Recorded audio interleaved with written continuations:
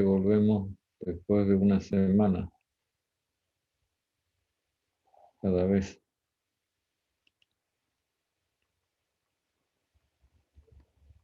Hasta el último día estuvimos conversando sobre los compresores, ¿verdad? Correcto, ingeniero. No sé si tienen alguna cosa que quieran decirme al respecto. Y si no, seguimos analizando otros componentes de la instalación. Me refiero concretamente a los dispositivos de estrangulamiento, que como ustedes saben son los componentes que tienen como misión provocar la expansión del refrigerante haciendo que se enfríe hasta la temperatura adecuada. En todo caso, hasta la temperatura de evaporación.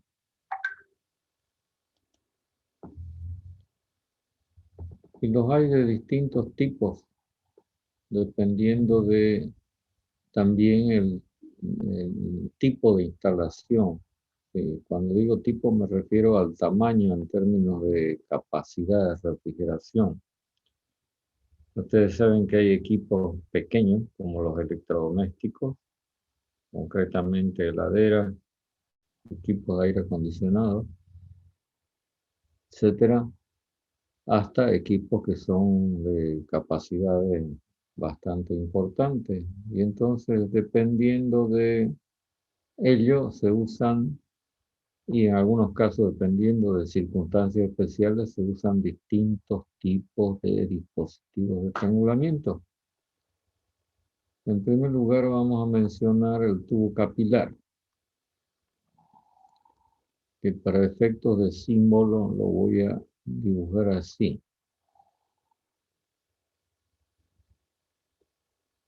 Como su nombre dice, se trata de un tubo, pero no es estrictamente capilar. Se lo llama o se lo apoda así porque su diámetro es muy pequeño, del orden de 1 milímetro.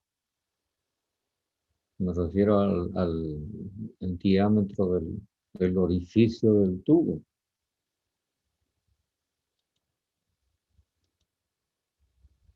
Y entonces, con este pequeño diámetro, sí, y una determinada longitud que puede alcanzar metros, varios metros, se logra provocar el estrangulamiento necesario para que se alcance la caída de presión que garantice la temperatura que estamos diciendo que se quiere obtener, que es la temperatura de evaporación, repito. Mayores pormenores acerca del comportamiento del fluido circulando por un tubo estrecho la tienen ustedes en su materia de operaciones unitarias en la parte de mecánica de fluidos. Yo no sé si ustedes ya hicieron esa materia. A ver, alguien que me avise. Sí, ingeniero. Yo. ¿Ya hicieron la materia? Sí, ingeniero. Sí, operación unitaria 1, mecánica de fluido. Mecánica de fluido. Entonces ya saben que mientras más estrecho sea el tubo, más caída de presión y mientras más largo también, ¿no? Y todo esto es debido a la fricción del fluido con el tubo. En operación unitaria han visto que dependiendo de la velocidad con la que se mueva el fluido hay distintos tipos de regímenes, estacionario, turbulento, en fin, cosas que veo que ya las estudiaron. Entonces, fíjense que este dispositivo de estrangulamiento resulta ser el más simple que uno pueda concebir porque es apenas un pedazo de tubo. Pero así como es de simple y económico, también tiene sus limitaciones en el siguiente aspecto, de que una vez definido el diámetro y la longitud, los cuales van a provocar una cierta caída de presión, no se puede hacer más nada que usarlo con estas características. Diríamos que una vez determinado el diámetro y la longitud, queda la utilización completamente definida para un caso concreto. No hay posibilidad de ajuste acá. ¿Cómo lo vamos a poder apreciar en los otros dispositivos de triangulamiento? Otro detalle que vale la pena mencionar es que por ser el diámetro tan estrecho, es susceptible de que si alguna partícula sólida hubiera quedado dentro del sistema y fuera arrastrada por la corriente del refrigerante, podría llegar a trancar el tubo. Entonces, frente a este riesgo, ¿qué habría que hacer? Porque una vez trancado el tubo, ya lo que hay que hacer es desmantelar la instalación.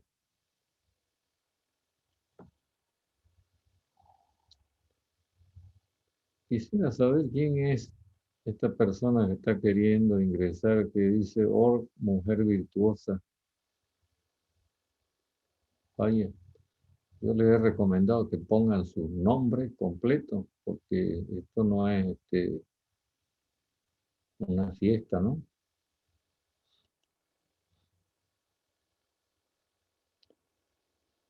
Así que avísenle a la mujer virtuosa y a otros más que aparecen con código o figuritas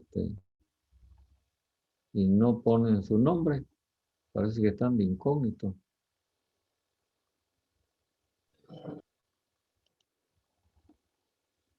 Les recuerdo que el día jueves de la próxima semana tenemos examen.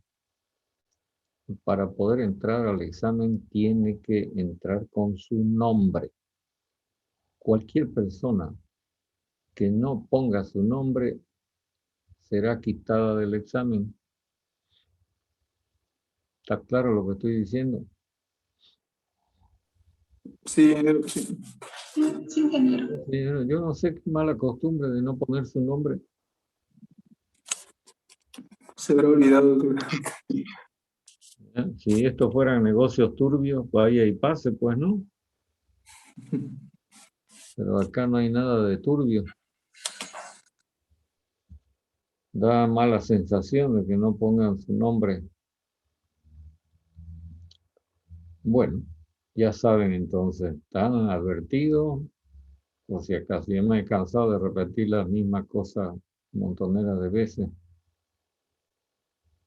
Entonces decía, frente a la eventualidad que se puede presentar de una desgracia con el tubo capilar, ¿qué hay que hacer para prevenir esto? Se tienen que instalar filtros. Sí, señor. Y este filtro, lógicamente, tiene que estar antes del tubo capilar, ¿no es verdad? Entonces, Correcto. correcto. Entonces, una de las funciones de los filtros, es retener posibles impurezas que pudieran ser arrastradas en la instalación, pero no es la única función. Entonces, yo les recomiendo que usted, y ya les dije la vez pasada, se busque información, la puede encontrar en el Stalker o en el Internet, acerca de los filtros que se usan en los sistemas de refrigeración, que no solamente se usan en el caso del tubo capilar, sino que prácticamente es un componente estándar en cualquier instalación, con el dispositivo de estrangulamiento que sea. Porque vuelvo a repetir, no solamente es digamos, finalidad del filtro retener impurezas, sino que hay otras cuestiones más adicionales. Entonces, usted investigue y descubra la cosa.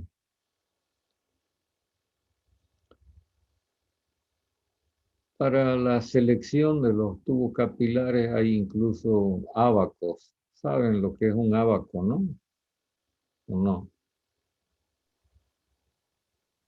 No, no. Sí, ingeniero. No. ¿Saben, no? Los ábacos. Es un conjunto de gráficos. Sí, señor. Es un gráfico donde usted con determinada información consigue lo que pretende encontrar, ¿no?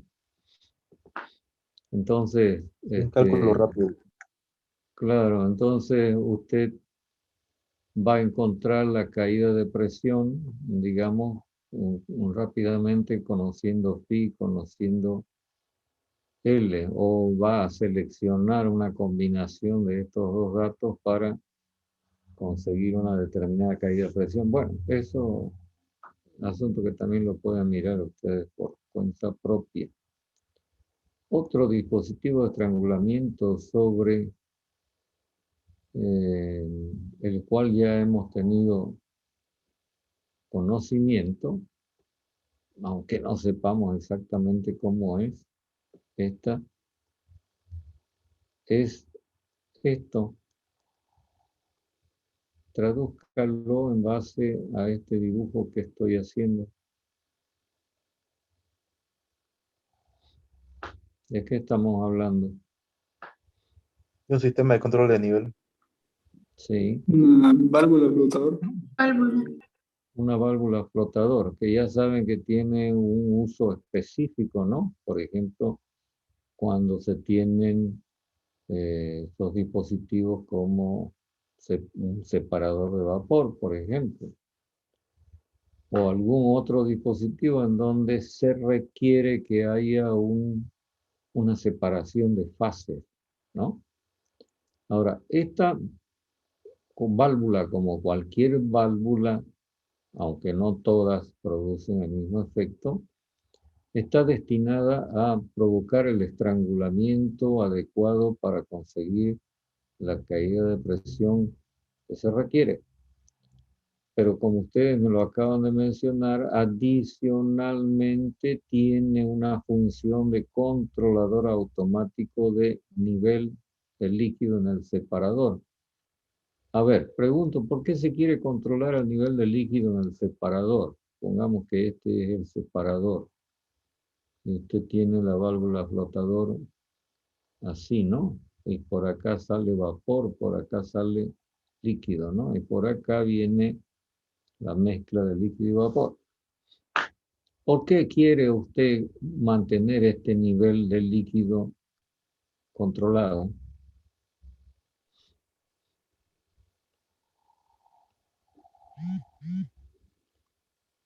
Aclaro un poquito más. ¿Para que no rebalsa? Sí, señor, exactamente, porque si usted no tuviera este control de nivel del líquido, como los sistemas no son como un mar de leche, entonces podría en determinado momento el nivel del líquido ir en aumento y entonces podría rebalsar por acá y ¿a dónde va a parar? Si va juntamente con el vapor. ¿A dónde iría a parar ese líquido? Que no es conveniente que vaya hacia allá. El compresor. El compresor. Al compresor. Y ustedes saben que el compresor le tiene fobia al líquido. Sí. Aprovecho de recordarle que en su momento, cuando mencionamos esta característica de los compresores, les dije que busquen información de por qué los compresores no deben aspirar líquido. Sí, sí. Todas estas cosas que estoy volviendo a repasar pueden ser motivo de preguntas en el examen. Y entonces, si usted no se alistó va a tener problemas. Si usted se alistó, entonces va a quedar chocho de la vida, porque sabe responder las cosas. Ya, la diferencia entre la válvula flotadora, además de, digamos, su infraestructura con relación al tubo capilar, es que acá en la válvula flotador uno puede hacer ajustes. Uno puede ajustar mayor o menor apertura en la válvula para un cierto nivel de líquido. No sé si yo les mencioné, pero como ejemplo, usted tiene este tipo de válvulas, aunque no, digamos, haciendo exactamente la misma función que la que se plantea acá, en los tanques de los inodoros. Yo no sé si usted alguna vez vio un tanque destapado. Sí, ingeniero. Ahí Sí, tiene ingeniero. eso, el golpe flotador. Tiene. Entonces es cuestión de si usted quiere hacer práctica, que con mucho cuidado en el inodoro de su casa quite la tapa y lo haga funcionar destapado para que usted vea qué es lo que ocurre. Que hay distintos diseños, ¿no? Hay un diseño que es muy parecido a esto que estamos esquematizando, en donde hay una palanca con un flotador en el extremo. Pero hay otros diseños un poco más nuevos, más sofisticados, en donde el flotador no tiene exactamente la apariencia de una pelotita que flota, ¿no? En el líquido. Bueno, esas son cosas que si uno las va mirando, las va investigando, las va a ir conociendo. Otro dispositivo de estrangulamiento.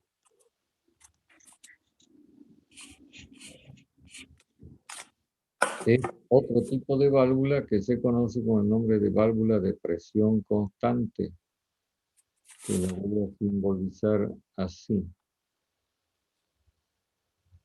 Una de las cosas que usted debe entender es que en el caso de la válvula flotador, esta palanca movida por el flotador es la que hace que el tapón de la válvula se cierre o se abra.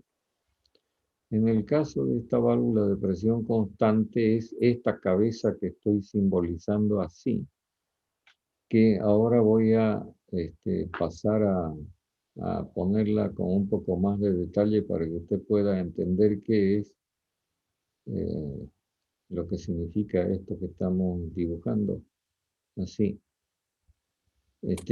Lo importante que tiene que darse cuenta es que tanto la válvula flotador como esta, por lo pronto, operan solas, ¿no? Una vez que están ajustadas o calibradas, ellas funcionan solas, no necesita que alguien esté atendiéndolas. ¿Qué finalidad tiene esta válvula de presión constante? Como su nombre lo dice, mantener acá aguas abajo, si después de la válvula, la presión constante. ¿Y esta presión a qué dispositivo corresponde? ¿Qué es lo que va a haber después de la válvula? No, por ahora. Un transmisor de presión. Por ahora. No. ¿Qué va a haber después de la válvula como componente del sistema de refrigeración? No, por ahora. Un evaporador.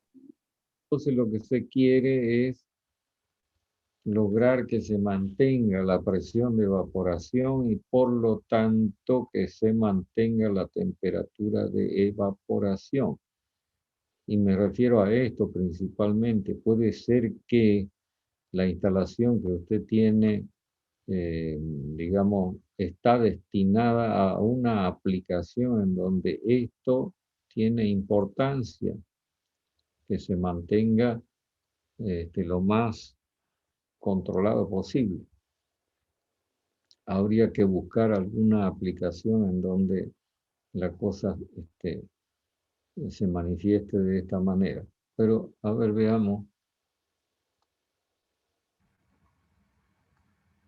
Voy a tratar de hacer rápidamente el dibujo. Si usted lo mira en el Stoker,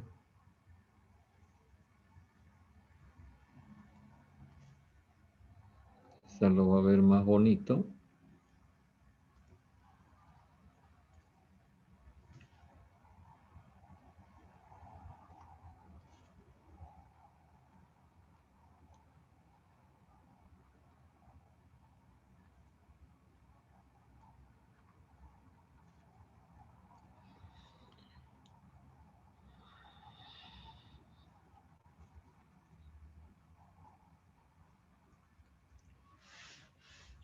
Fíjense, esta cabecita que dibujamos acá es todo esto que estamos mostrando ya en forma detallada. En realidad la válvula propiamente dicha es esta parte de acá. Es este orificio y el tapón correspondiente que puede cerrar o aperturar en mayor o menor grado el orificio. Este tapón, que lo estamos simbolizando de esta manera, así como un triangulito, es movido por este vástago que está adosado aquí a una lámina que es elástica que se llama diafragma.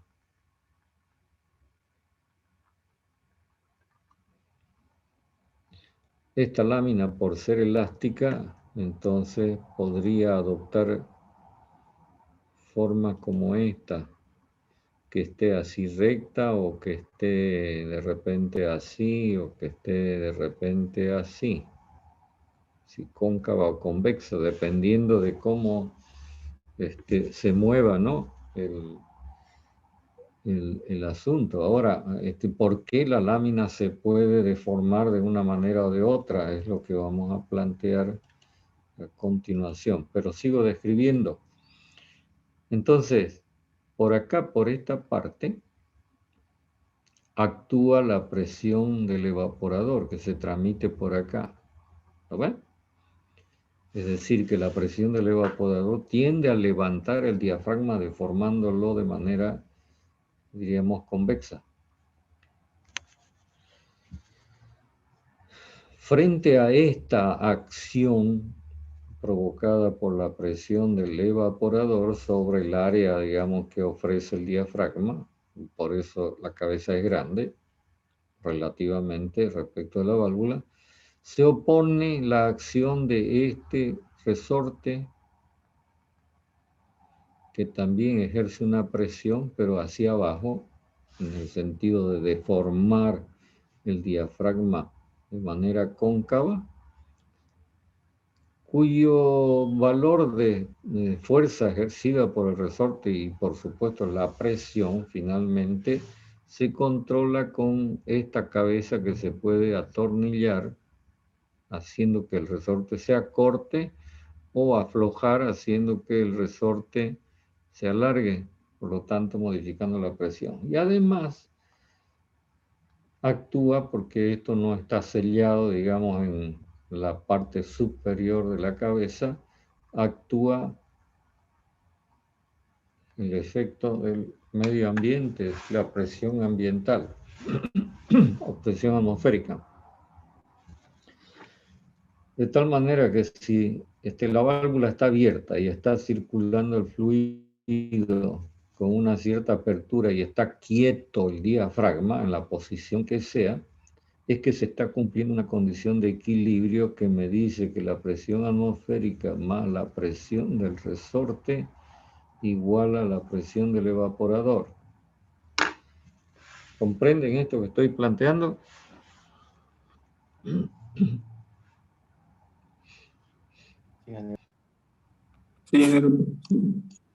Ya, a partir de esta consideración de esta ecuacioncita de igualdad de presiones, entonces podemos deducir algunas cosas o extraer algunas conclusiones. Por ejemplo, como que este valor, ¿cómo es en relación con este? Mayor. Mayor. Lo que quiere decir que el evaporador va a estar operando a una presión mayor que la presión atmosférica. En algunos casos puede ser que la presión del evaporador sea al revés, ¿no? Y entonces las cosas no están tal como las estamos describiendo. Pero si fuera el refrigerante Freon 12, por ejemplo, con los datos que usted ha venido manejando, ¿qué presión de evaporación es la que ha tomado, digamos, de manera frecuente como dato en los ejercicios que usted ha resuelto? ¿De qué orden es la presión de evaporación? ¿Mayor o menor que la presión atmosférica? Debemos entender que la presión atmosférica es aproximadamente 1 kilogramo fuerza por centímetro cuadrado.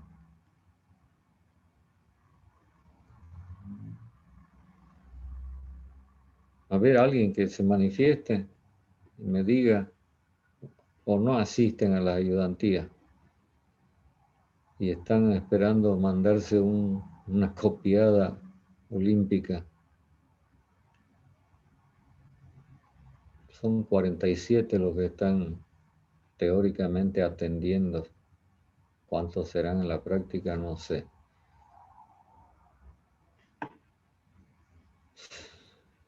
¿Nadie contesta?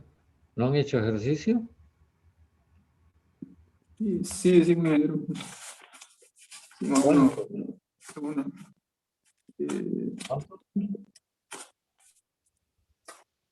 Recuerdo mayor a uno. Mayor a 1, ¿no? 1,4, 1,5, un valor que frecuentemente usamos en los problemas. Bueno, ya, no importa. Es decir, la presión de evaporación superior a la presión atmosférica en una cantidad que la maneja el resorte, ¿no ve? Es decir, que si yo aprieto el resorte, entonces este valor aumenta. Y por lo tanto, este valor también lo voy a hacer aumentar. O voy a querer que la válvula respete este valor. Y viceversa, si aflojo el resorte, la presión de evaporación disminuye. O sea que se puede ajustar la condición de presión de evaporación. Ahora, ¿cómo es que funciona una vez que está ajustada la válvula? Fíjese que si la presión del evaporador por algún motivo, porque ingresó mucho calor de golpe, aumentara, se entiende que temporalmente, entonces el diafragma se deforma así, de esta manera. ¿Lo ven? Porque de pronto creció la presión de evaporación. ¿Qué ocurre con la válvula? ¿Cómo funciona la válvula? Cerrarse. Se cierra y entonces al ingresar menor cantidad de refrigerante al evaporador va a provocar de que la presión nuevamente recupere su valor y viceversa. Por eso es que esta válvula se llama válvula de presión constante y también se la conoce porque tiene aplicaciones en otros campos como válvula reguladora de presión. Por ejemplo, una utilización muy común de este tipo de válvula, usted la encuentra en su casa. ¿Dónde?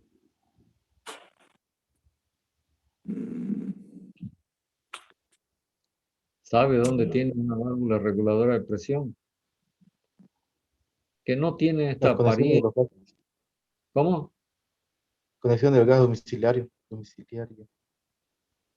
Ya, no en el gas domiciliario, en la garrafa. También, correcto. En la garrafa. No, en el gas domiciliario sí ya viene controlado, pues, ¿no? Viene con la presión controlada hasta su consumidor. Pero cuando usted utiliza una garrafa,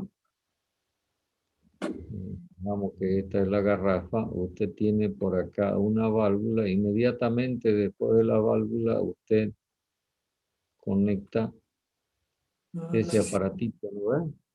sí, Entonces, sí. de una manera, este aparatito es esto. Lo único que está cortado está por aquí, así. Y la entrada y la salida son así. Porque la válvula, como es tan pequeñita, está metida aquí adentro en este espacio donde va el diafragma. Si alguna vez tiene la posibilidad de mirar a algún regulador que esté en mal estado, destápelo y fíjese si es que le gusta investigar las cosas. Si no, hasta ahí nomás llega la historia, pues no. Usted se cree el cuento y no es más. Bueno, no sé si hay alguna pregunta o comentario en relación con esto, antes de que yo lo borre. Ingeniero, una pregunta. ¿Sí? Entonces, ¿cómo, en qué instante hace que vuelva nuevamente a su... eh, o sea, como dijo usted que la presión, si la presión de evaporación es mayor y hace que el diafragma se eleve, una curvatura para la parte de arriba, ¿en qué momento hace que vaya para abajo la curva? Pues hacemos la igualdad de presiones, yo creo. Claro, yo le estaba preguntando cómo hace un momento, suponiendo que la presión del evaporador aumente, cómo reacciona la válvula.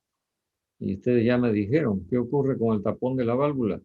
Se cierra, ¿no? Cuando Se cierra. cierra, y si se cierra y entra menos refrigerante, la presión del evaporador tiende a disminuir, pues, ¿no? Sí, sí, exactamente.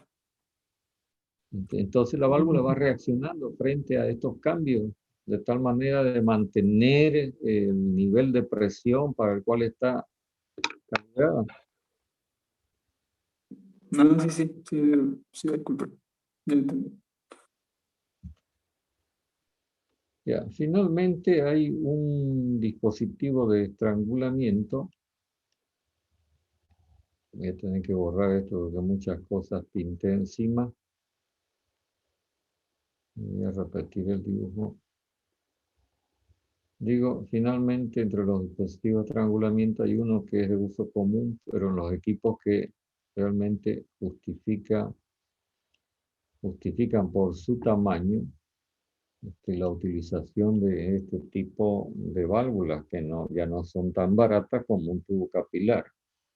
Y me refiero a la válvula que la vamos a llamar así termostática de expansión, cuyo símbolo lo podemos visualizar así.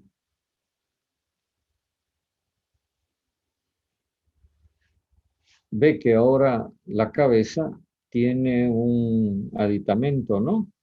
Un tubito que comunica, este tubito que comunica la cabeza con este elemento que se conoce con el nombre de bulbo palpador. Voy a volver a tener que hacer el dibujo para que usted me entienda lo que estoy planteando.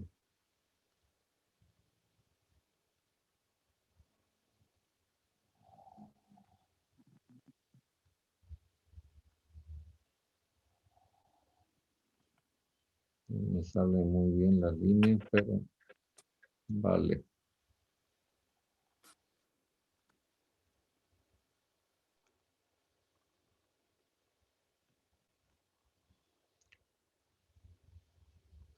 Este resorte. Fíjese que ahora el resorte actúa a favor de la presión de evaporación, ¿verdad? Tratando de levantar el diafragma. Y en contraposición, usted tiene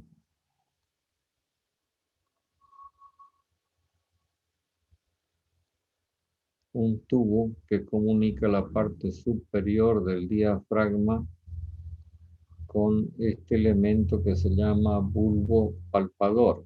Normalmente acá se carga el elemento con el mismo refrigerante en fase doble, líquido vapor. Se carga con el mismo refrigerante que circula en la instalación. Y este bulbo palpador se adosa a la tubería del evaporador. Este es el evaporador, pero en la salida. Entonces, fíjese que si yo tengo acá dentro de la tubería una cierta temperatura T, como el bulbo palpador está construido de un material buen conductor de calor, entonces acá se va a tener una temperatura igual que T. Y esto va a generar como consecuencia una cierta presión, que la vamos a llamar presión del bulbo palpador, que actúa sobre el diafragma por la parte de arriba. Y entonces vamos a tener un balance de presiones. Por un lado, la presión del bulbo palpador y por otro lado, la presión del resorte más la presión del evaporador.